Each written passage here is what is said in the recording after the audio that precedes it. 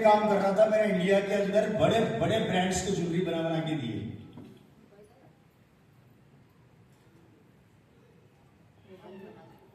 मेरे पास 3 काम थे।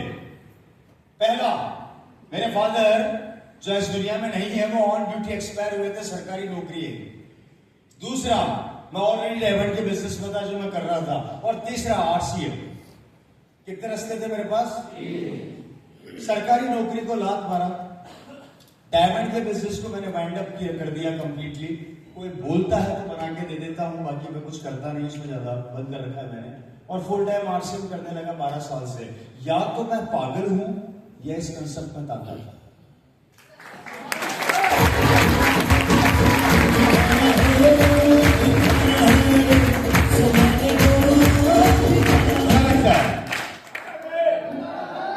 मैं पागल हूं? नहीं हूं ना, क्योंकि परिवार तो मेरा भी है। और इतने पागल तो हम भी नहीं कि 24 साल से उस चीज की माला जपे जिससे कुछ आता ना हो। या नहीं? मतलब आता तो लोगों के सवाल हैं, बहुत सवाल है दोस्तों। मेरे को तो ऐसे ऐसे लोग मिलते हैं जो शक की निगाहों से देखते हैं। 24 साल हो गए, वो अभी भी शक की निगाहों से देख रहे हैं। समझ में नहीं आता देख क्या है।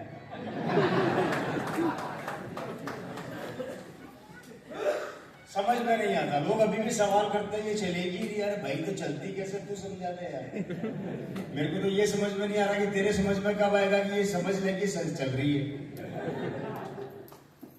दुनिया के अंदर हर चीज के अंदर परिवर्तन तभी आता है जब हम उसका निर्णय लेते हैं। और हमारा सबसे बड़ा ड्रॉबैक यही है कि हम परिवर्तन चाहते नहीं है। और उसका कारण क्या दोस्तों? हमारी सोच, हमारा माहौल, हमारे आसपास का माहौल हमें आगे बढ़ने ही नहीं देता।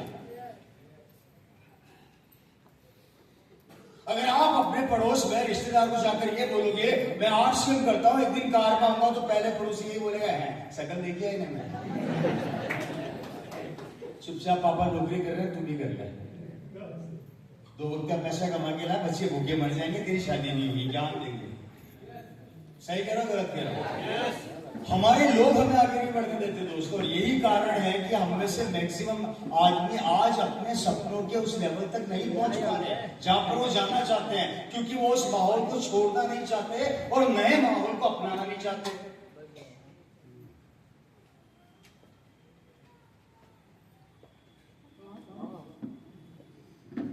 और इसका दोष हमारा नहीं है, ये दोष हमें आगे से मिला हुआ है। गिफ्ट में कहां से मिला हुआ है?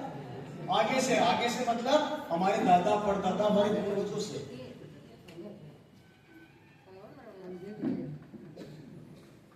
और आपको प्रैक्टिकली बताता हूं मैं कैसे मिला हुआ। मेरी बात समझ में आ रही है?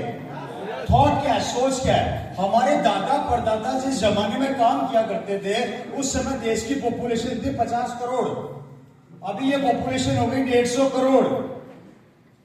50 करोड़ से 150 करोड़ की पॉपुलेशन पहुंच गई, जनसंख्या बढ़ती जा रही है, लेकिन सोचने का हमारा नजरिया वो का वही है।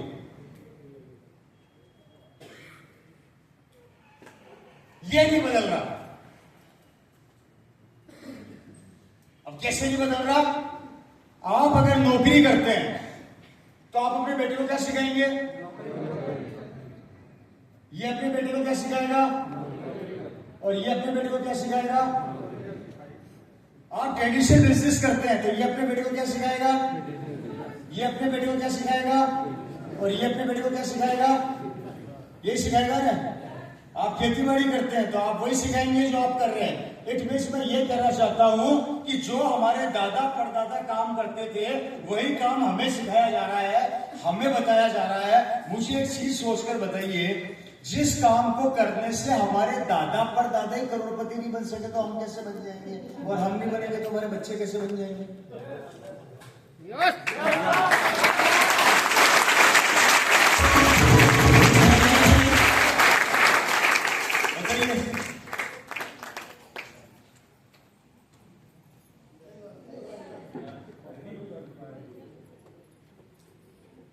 क्योंकि पुरानी सोच उसको अपडेट करना ही नहीं चाहते। मार्केट में जाते हो कार खरीदने, आप में से कितने लोग हैं जो दुकान वाले को जाके बोलते हैं, कार वाले को जाके बोलते हैं एक काम कर 20 साल पुरानी कार निकाल दे, खरीदने आया हूं।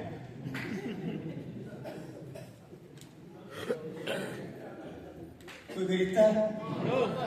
आप दुकान में फोन खरीदने जाते हैं, कितने लोग दुकान वाले को जाके बोलते हैं काम कर, 15 साल पहले जो सेट आता था वो निकाल के दे मेरे को, वो चलाऊंगा। आप दुकान में जाके क्या बोलते हो? फोन लेटेस्ट, कार लेटेस्ट, कपड़े लेटेस्ट, मकान लेटेस्ट, सड़कें लेटेस्ट, लाइफ स्टाइल लेटेस्ट, दाढ़ी का तरीका लेटेस्ट, हेयर कटिंग लेटेस्ट है या नहीं? पहले तेल लगाते थे, अब कोई तेल लगा के बता दो, देखा सर में नए बच्चों को बोल दो तेल लगा रहे, बोलेंगे पप्पा आप ही लगाओ। हर चीज लेटेस्ट चाहते हैं, चाहते भी चाहते हैं।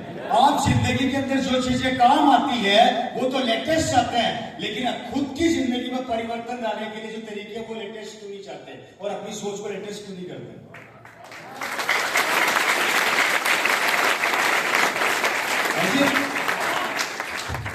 मशीनरी लेटेस्ट पर सोच पुरानी है ना? मशीनरी लेटेस्ट, सोच पुरानी, फिर बोलते हैं करोड़पति क्यों नहीं बन रहा?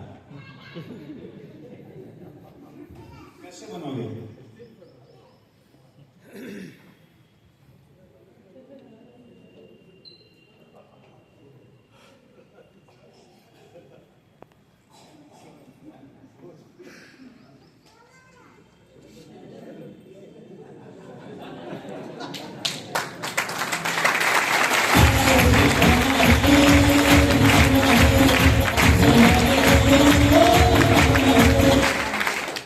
ताली बजाने की बात नहीं है, ये सोचने की बात है। मुझे तो इतना सा बता दो कैसे बनोगे, तो 2000 आपको मैं 25 के आंकड़े बता रहा हूँ, 2035 और 2040 भी आएगा, तब क्या करोगे? भारत की जनसंख्या 2030 तक आते आते 200 करोड़ क्रॉस होने वाली है, और 200 करोड़ के अंदर आंकड़े आए हैं कि 80% काम मशीनरियां करने वाली है। लेटेस्ट न्यूज दे रहा हूँ, अभी रिसेंटली इन्फोटेक ने कम से कम 2000 लड़कों को नौकरी से निकाल के बाहर फेंक दिया मशीन की वजह से, क्योंकि उन्होंने सॉफ्टवेयर डेवलप कर लिया है जो ऑटोमेटिक काम कर रहा है। एक आदमी 12 घंटे से 15 घंटे काम करके 15,000 सैलरी लेता है, लेकिन एक रोबोट 24 के 24 घंटे काम करता है बिना सैलरी के। बताओ किसको रखा जाएगा, आपको या रोबोट को? और हमारा क्या होगा? अच्छा, उस रोबोट को बनाया किसने? हम ही ने। हमने हमारी बर्बादी का खड्डा खोद लिया, हमने हमारी बर्बादी का खड्डा खोद रहे हैं। हमारे बच्चे भूखे मरेंगे क्योंकि मशीनरी को आप रोक ही नहीं सकते, रोक के बता दो। मुझे आज भी याद है कि आज से 15-20 साल पहले घर मार्केट में परिवार के साथ घूमने जाते थे सर, खाना खाने जाते थे, खाना घर पे आ रहा है।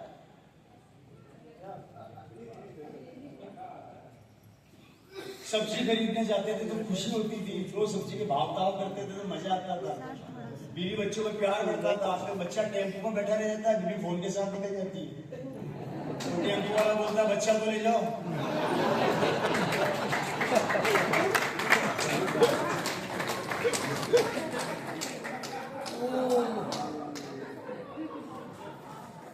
सही कह रहा हूं, गलत कह रहा हूं?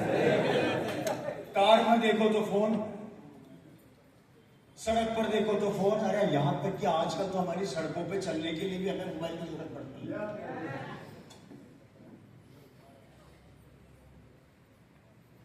वो दिन ज्यादा दूर नहीं है मेरे भाई, दुनिया में हर चीज ऑटोमेटिक होगी, और ये हमारे लिए अच्छे संकेत नहीं है।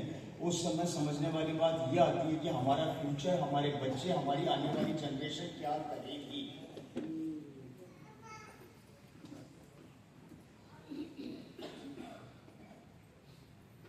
मुझे कुछ समझ में नहीं आता, मुझे ये बातें समझ में आती है क्योंकि मेरे अंदर आग यहीं से लगती है। बताइए क्या करेगी और क्या होगा हमारे भविष्य के अंदर, हमारे आने वाली पीढ़ी क्या करेगी? बताइए सर।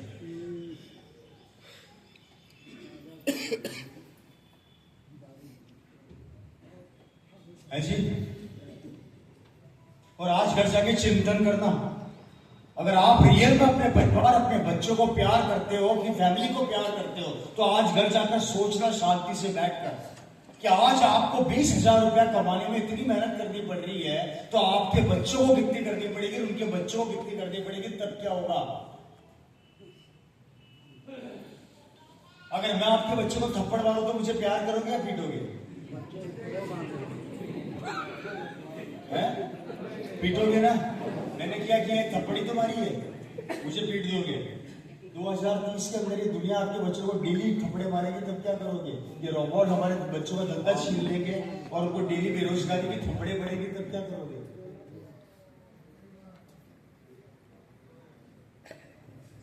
मैंने एक थप्पड़ मारी तो मेरे को तो पीट दिया, आगे बेरोजगारी की थप्पड़े डेली पड़ने वाली और अभी चालू हो चुका है। यूपी गवर्नमेंट ने वैकेंसी निकाली थी 5,000 बच्चों की, एग्जाम दे रहे हैं 5 लाख। एक जमाने के अंदर वैकेंसी तो 5,000 ही रहेगी, ये 50 लाख हो जाएंगे। वैकेंसी 5,000 रहेगी, ये 5 करोड़ हो जाएंगे। वैकेंसी 5,000 रहेगी, ये 50 करोड़ हो जाएंगे, क्योंकि सरकार एक और करने वाले अनेक। जनसंख्या रुकने का नाम नहीं ले रही। हर 1 मिनट के अंदर 50,000 बच्चे पैदा हो रहे हैं इंडिया के अंदर।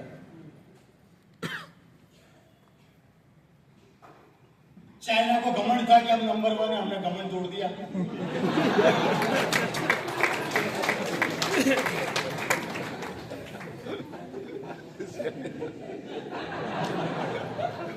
देखो, मेरे को नहीं पता आप क्यों हंस रहे हैं, मुझे समझ में नहीं आ रहा। मैं तो जो हकीकत है वो बता रहा हूं। भाई चाइना को घमंड था ना कि हम नंबर 1 है, हमने उसको भी तोड़ दिया। इस मामले में हम नंबर 1 है। कैसे होगा आने वाले समय में हमारा फ्यूचर? आज घर जाके सोचना, और मेरी बातों को इसलिए सोचना कि यहाँ पे जो शख्स खड़ा है ये कोई सेलिब्रिटी नहीं है, ये कोई अप्लाई नहीं है, ये कोई ऐसा बड़ा कोई स्टार नहीं है। मैं सिर्फ आपका छोटा भाई हूँ और अपने छोटे भाई की तरह मेरे को समझ के मेरी बातें सुनोगे तो समझ पाएंगे। अगर आपके दिमाग में मेरी पिक्चर ये बन गई कि नहीं यार ये तो अप्लाई नहीं, इसलिए इतनी बातें कर रहा, तो मेरी कोई बात समझ में नहीं आएगी। दिमाग से निकाल के बात फेंक देना, क्योंकि मैं अपने परिवार के बीच में बैठा हूँ।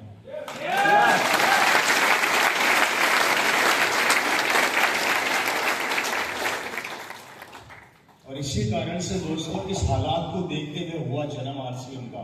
आगे बताऊंगा, ये एक चीज नोट करना, क्योंकि आज से 24 साल पहले आरसीएम क्यों पैदा हुई थी वो कोई नहीं बताता, और किस तरीके से उसने एक आम आदमी की जिंदगी में परिवर्तन लाके रख दिया। अगर ये समझ में आ गया ना, आरसीएम ऑटोमेटिक समझ आ जाएगा। आगे बढ़े सर? बोर तो नहीं हो रहे आप लोग? हाथ खड़ा करो ईमानदारी से, कितने लोग जो बोर नहीं हो रहे?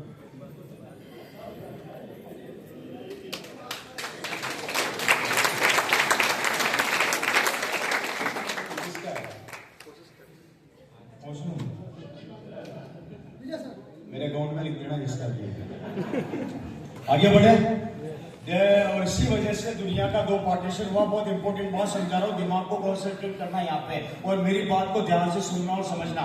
दुनिया 2 पार्टों में बढ़ गई, 20% और 80%। ये 80% लोग हैं जो गरीबी रेखा और उसके अपर क्लास में आते हैं, और ये 20% है मिलीनियर, अरबपति, खरबपति, जिसके अंदर रतन टाटा, बाटा शाटा, आटा लाटा, अंबानी शर्मानी कंबानी सब आते हैं। Right sir? ये वो लोग हैं जिनके पास पैसों की कोई कमी नहीं है। और सबसे बड़ी बात, ये जिस देश में जाते हैं वहां पर अपना बंगला खरीदते हैं। ये हवाई जहाज में सफर नहीं करते, पर्सनल जेट में सफर करते हैं। इनके पास छोटी छोटी कारें नहीं होती, बड़ी बड़ी गाड़ियां होती है, और एक एक गाड़ी 1.5-2 करोड़ से कम की नहीं होती है। हेलो, मेरी बात समझना। Right sir? ये वो लोग होते हैं, और सबसे बड़ी बात समझाने की कोशिश कर रहा हूं, समझना। ये वो लोग होते हैं जो पूरी जिंदगी पैसा इनके पीछे पीछे भागता है, और हम वो लोग होते हैं जो पूरी जिंदगी पैसे के पीछे पीछे भागते हैं। क्या बोला मैं? पैसा इनके पीछे भागता है और हम लोग पैसे के पीछे भागते हैं। और आपको उससे खतरनाक आंकड़े दिखाने जा रहा हूं, समझना। आज से 90 साल पहले इनके बाप दादा और हमारे बाप दादा सड़क पर थे। आखिर इस 90 साल में ऐसा क्या हो गया कि ये 20% में पहुंच गए, हम क्यों ही रह गए?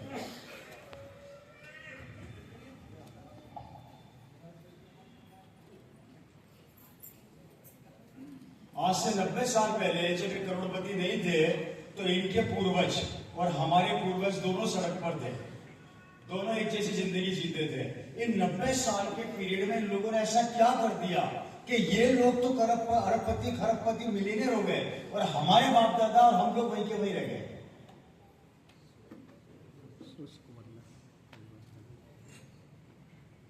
जो भी आंसर दो, एक चीज सोच समझ के देना, आप में से कई लोग सोच रहे होंगे कि इन्होंने मेहनत करी, कई लोग सोच रहे हैं उनकी किस्मत थी, कई लोगों ने सोचा उन्होंने पसीना बहाया, तो हमारे बाप दादा को भी किसी ने रोका नहीं था। सोच बनाई,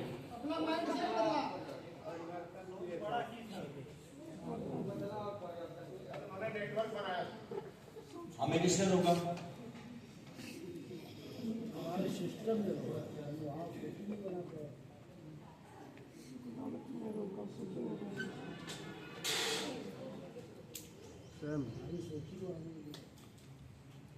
क्या कारण था?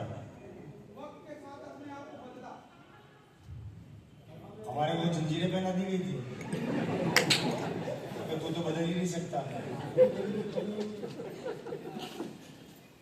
इन 20% लोगों के पूर्वजों ने एक काम सबसे पहला किया था, सोच समझ के बता रहा हूं आप लोगों को, सोचना समझना, समय को समय से पहले पहचाना।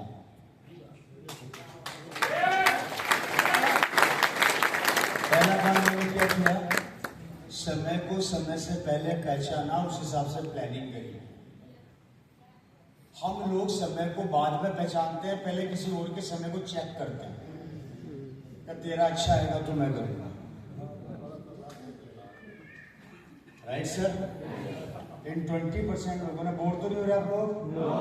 इन 20% लोगों ने सबसे पहला काम किया, बिल्कुल आप सही कह रहे हैं, इन्होंने उस जमाने में इसको बिल्ड किया जिसे बोला जाता है नेटवर्क, जिसको समझाते समझाते हमें 24 साल हो गए, पर आप लोगों को समझ में नहीं आया।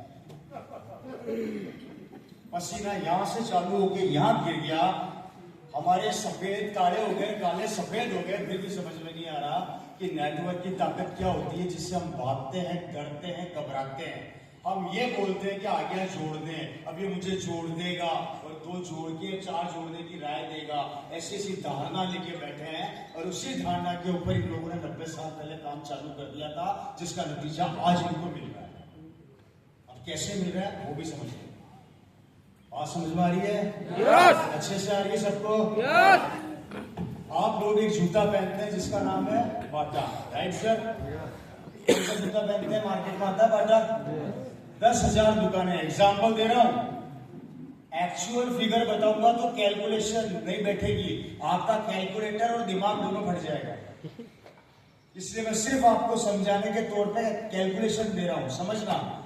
पूरे हिंदुस्तान में बाटा के मालिक ने आज से 90 साल पहले इस नेटवर्क को बिल्ड करना चालू किया और इसने 10,000 दुकानें खोल दी। मान लेते हैं कि आपके मुगल सराय की एक दुकान बंद हो गई, तो कितनी बची? कितनी बची? 9,900। अगर एक भी आदमी मुझे ये साबित कर दे कि ये 9,999 बची, तो मैं आज से माल छोड़ दूंगा।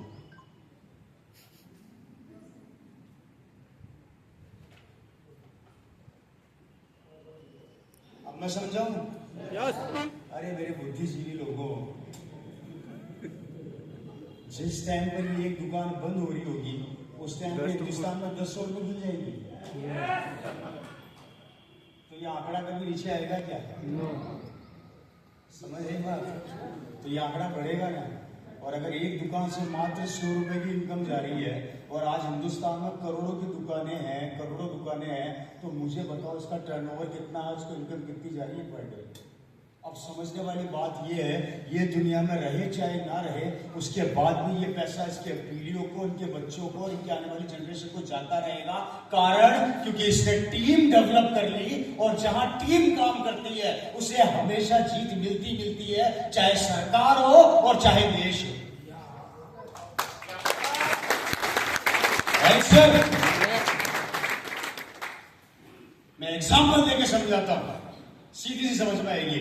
अभी रिसेंटली एक बहुत बड़ी शख्सियत की डेथ हुई, नाम था मिस्टर रतन टाटा।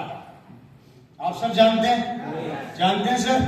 आप मेरे को ये बताइए कि रतन टाटा के दुनिया के जाने के बाद क्या टाटा की फैक्ट्रियां बंद हो गई? टाटा के ट्रक बनना बंद हो गए? टाटा की कारें बनना बंद हो गई? हेलो, जैगुआर बनना बंद हो गई? क्या टाटा ने लैंड रोवर बंद कर दिया? क्या टाटा ने नमक बेचना बंद कर दिया? सब कुछ हो रहा है, क्यों? मालिक तो मर गया ना।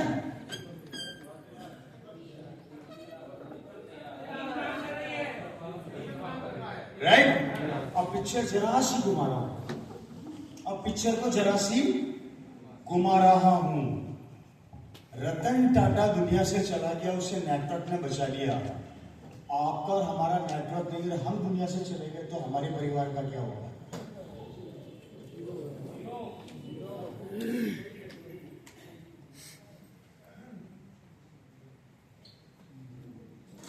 आप में से कोई है जो स्टाम्प पर लिख के गारंटी दे सकता है कि नहीं भैया मैं भगवान से लिखा के लाया हूं 150 साल जीऊंगा? है? मैंने कुछ नहीं किया है, मैंने पिक्चर को हल्का सा मोड़ किया है मेरे भाई। मैंने रतन टाटा को जिंदा कर दिया और हम लोगों को मार दिया।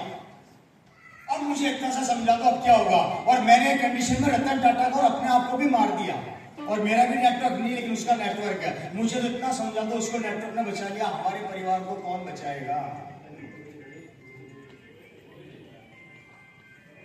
तो फिर किसके लिए भाग रहे हो? जब आपके पास सिक्योरिटी नहीं तो भाग किसके लिए रहे हो? कार में चलते हो, कार में चलते हो कभी तो कार में एक टायर होता है 5वां, जिसे बोला जाता है स्टेपनी। क्यों रखा जाता है? रास्ते में चल रहे हो, टायर पंचर हुआ तो हमें कार पर रोका, स्टेपनी लगाई, टेंशन फ्री हो जाते हो। आ स्टेपनी थी इसलिए बच गया, नहीं तो फंस जाता। Right sir? यार एक 50 लाख की 10 लाख की गाड़ी के अंदर सारी स्टेपनी होती है, हमारी जिंदगी की स्टेपनी क्या है भाई? और ये टायर फट गया तो क्या होगा?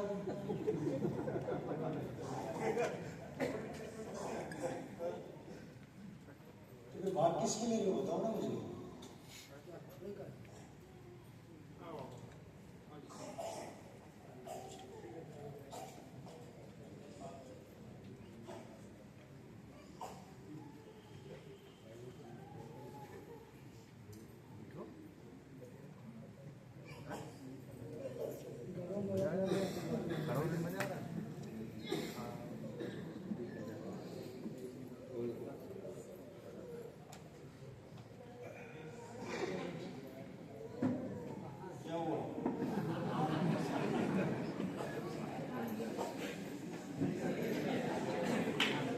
मैंने कुछ नहीं किया, ये काम करना छोड़ो, मरना तो बहुत आगे की बात है।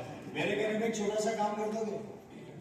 आज यहाँ से मीटिंग खत्म होती है, बाहर निकलना, बाहर निकलते ही फोन को स्विच ऑफ कर देना, 5 दिन घर मत जाना और घर वालों से कांटेक्ट मत रखना, और 5वें दिन जाके घर के सामने खड़े होकर अपनी बीवी और अपने बच्चों से बोलना मैं आ गया।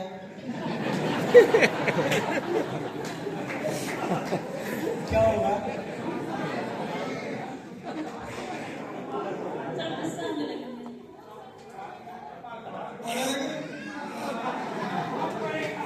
5 दिन मैंने सिर्फ आपका फोन स्विच ऑफ करा के आपको अपने घर वालों से दूर किया है। अरे घर वाले छोड़ो, पुलिस वाले भी ढूंढ रहे होंगे कि कहां चला गया। सही कह रहा हूं गलत कह रहा हूं? Right sir? 5 दिन के अंदर आपके घर वालों की हालत ऐसी हो जाएगी, आपकी बीवी रोटी नहीं खाएगी, आपके माँ बाप घर में कोने में बैठ के रोएंगे, और आपके बच्चे आपकी फोटो देख देख के चिल्लाएंगे पापा कहाँ चले गए, और किसी दिन घर ही नहीं पहुंचे तो।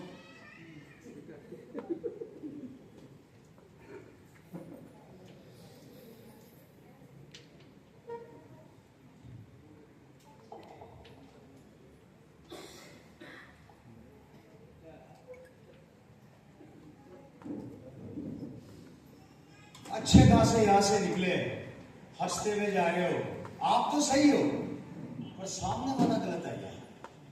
रत्नेश जैन साहब की डेथ ऐसी हुई थी, वो सही थे लेकिन सामने से गाड़ी ने टक्कर मार दी, उनको तो इसने बचा लिया। हमारा क्या होगा? और आपके बीवी बच्चे क्या होंगे, उनका क्या होगा?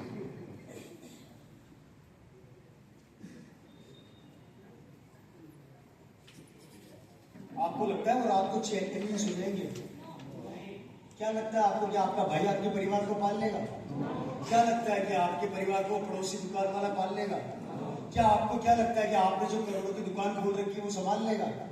क्या होगा उस जमाने में, उस टाइम पर, उस वक्त पे? वो वक्त सोच के मुझे उत्तर दो, और नहीं समझ में आ रहा है तो आज घर जाके सोचना कि हम क्या जिंदगी जी रहे हैं। मेरे 5 घर छोड़ के मेरे एक दोस्त मित्र का घर था। पहले तो ये बताइए बोर तो नहीं हो रहा आपको? समझ में आ रहा है पीछे वाले भैया?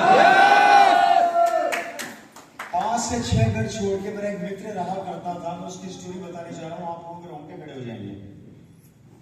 वो लड़का 38 साल का उसकी उम्र थी। जैनपेक राजस्थान के अंदर एक कंपनी है, कॉल सेंटर है, अगर किसी ने नाम सुना हो मुझे नहीं पता सर। 2.5 लाख रुपया जैनपेक में उसको सैलरी मिलती थी।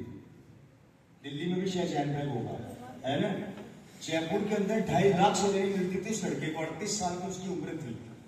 मेरे घर से 6 घर छोड़ के उसका बंगला था। शानदार घर में 2 कारें थी। उसकी बीवी बहुत अच्छे तरीके से शानदार कपड़ों में रहा करती थी। उस लड़के को घमंड था कि मैं 2.5 लाख रुपया महीना कमाता हूं। उसकी बेटी जयपुर के one of the best school के अंदर पढ़ाई कर रही थी। सुनना, वो लड़का चौड़ा होकर चलता था कि आज भगवान की दया से सब कुछ है मेरे पास। आज मैं 2.5 लाख कमाता हूं, मेरी बच्ची शानदार स्कूल में पढ़ रही है, मेरा बंगला है, मेरे पास कार है, क्या कमी है मेरे पास। वो हमेशा सड़क पे ऐसे चलता था जैसे दुनिया में वो अकेला ही है। एक दिन रात को भाई साहब सोए, अगले दिन उठेंगे। उनको रात के अंदर नींद में साइलेंट अटैक आ गया और खत्म सिंगल अटैक में, क्योंकि आजकल अटैक भी अपडेट हो रहे हैं। पहले 3 अटैक में आदमी जाता था, अभी 2 में जाता था, फिर अब 1 पर आया। 5 साल बाद डॉक्टर ये पूछेंगे मरा कैसे, साला हमें समझ में नहीं आता। वो भी टाइम आएगा भाई। बीमारियां भी तो अपडेट हो रही है ना, कि हम अपडेट नहीं हो सकते। कारें अपडेट हो जाएगी, सब अपडेट हो जाएंगे, यहाँ तक कि बीमारियां भी अपडेट हो जाएगी। हम तो भाई मर्द है, हम अपडेट नहीं होंगे। हम तो वही नौकरी के पीछे भागे आगे बढ़ते हैं। आप लोग ऐसे नहीं हो, मैं बाहर की दुनिया की बात कर रहा हूँ। मुझे पता आप लोग समझदार हैं। आगे बढ़े सर। उस आदमी की डेथ हो गई सर, डेथ हो गई है। आज उसको इस दुनिया से गए हुए 8 महीने हुए हैं मात्र। कितने महीने हुए हैं? मेरे को एक चीज का आंसर आप लोग मेरे को ईमानदारी से देना। जिस कंपनी के अंदर वो 2.5 लाख की नौकरी कर रहा था, क्या वो कंपनी अब उसके घर में हर महीने 2.5 लाख पहुंचाएगी क्या? मतलब उसके मरते ही उस कंपनी ने उससे पल्ला झाड़ लिया। Right sir. 8 महीने में कंडीशन ये हो गई, घर की किस्तें 8 महीने से पेंडिंग चल रही है। बच्ची सरकारी स्कूल में जाने की कंडीशन पर आ चुकी है। दोनों कारें बिक गई है, मकान बिकने की कंडीशन पर आ चुका है। और उसकी बीवी सड़क की कॉलोनी की लेडीजों से जा जाके ये कह रही है कि भैया अगर आपके घर पर कोई ब्लाउज सिलने का छोटा मोटा काम हो तो हमें दे दो, जिससे हमारे घर का खर्चा चले। मात्र एक आदमी के जाने से पूरा परिवार खत्म हो गया, उसके आने वाली पीढ़ियां डिस्टर्ब हो गई, उस बच्ची का करियर खत्म हो गया। मुझे इतना समझा दो, उस बच्ची का, उस बीवी की क्या गलती थी? लेकिन सजा किसको मिल रही है? परिवार सबको मिल रही है ना? सबको मिल रही है ना सर। आज उसके आदमी के जाने की वजह से सजा उसका परिवार भुगत रहा है। हमारा भी परिवार है। मुझे बताओ उसके भविष्य का क्या होगा, उसके परिवार के भविष्य का क्या होगा, सॉरी। और यही दुर्घटना कल को अगर हमारे साथ हो गई तो हमारे परिवार का, हमारे बच्चों का क्या होगा, हमारी बीवी का क्या होगा, हमारे माँ बाप का क्या होगा, हमारे आने वाली जनरेशन का क्या होगा। कितना भी बड़ा साम्राज्य बना लो, याद रखना बेटा अगर नाकारा निकम्मा निकल गया तो करोड़ों की प्रॉपर्टी को 2 मिनट में जीरो कर देगा। और याद रखना बेटा अगर इंटेलिजेंट बन गया है, निकल गया तो जीरो प्रॉपर्टी को भी करोड़ों में कन्वर्ट कर देगा। लेकिन आजकल की जो दुनिया है, आजकल का जो वातावरण है, आजकल का जो माहौल है, उसमें सिर्फ और सिर्फ बर्बादी के अलावा कुछ नहीं बचा। अब मुझे समझाइए क्या होगा दोस्तों? इसलिए पहला काम, इससे भागो मत, इसको गले लगाना सीखो। इससे डरो मत, यह आपको खाएगा नहीं, उल्टा जो खा रहे होंगे उनसे बचा लेगा।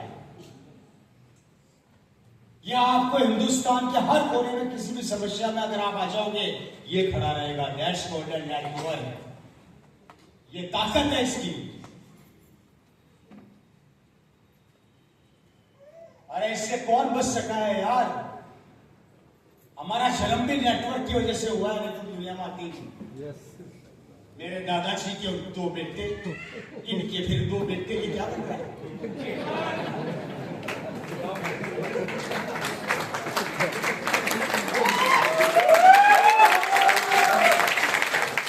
कौन सी चीजें दुनिया में जो बिना नेटवर्क के चल रही है? मुझे बताओ तो सही। अरे भगवान खुद इस पे चलता है।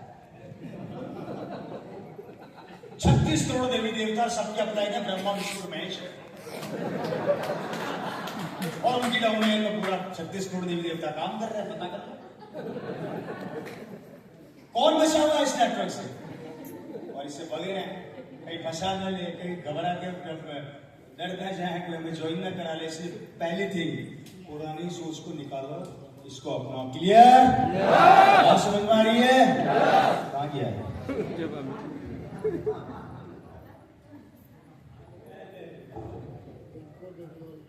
इन 20% लोगों ने सबसे पहला काम ये किया। दूसरा काम रायचंद।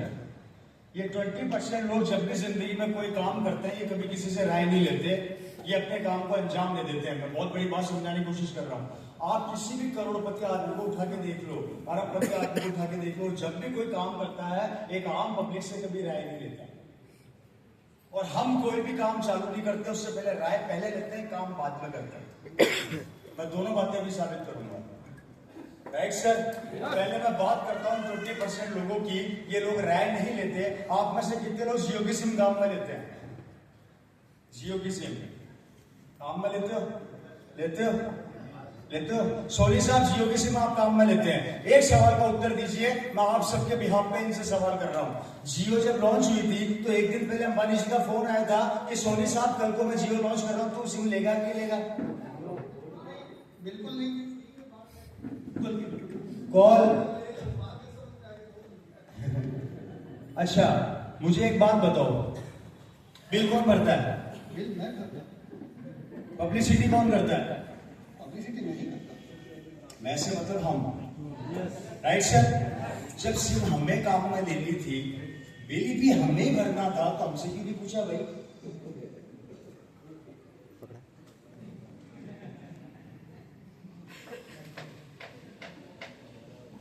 पूछना चाहिए था ना बेटा, हमारा ही पैसा ले जा रहा है, हमसे नहीं पूछ रहा। मैं आपसे 20 रुपया मांगू तो मेरे से दे दोगे? पूछोगे किसने चाहिए? पूछोगे ना? वो भाई आपसे हर महीने ले रहा है तो पूछ के लिए।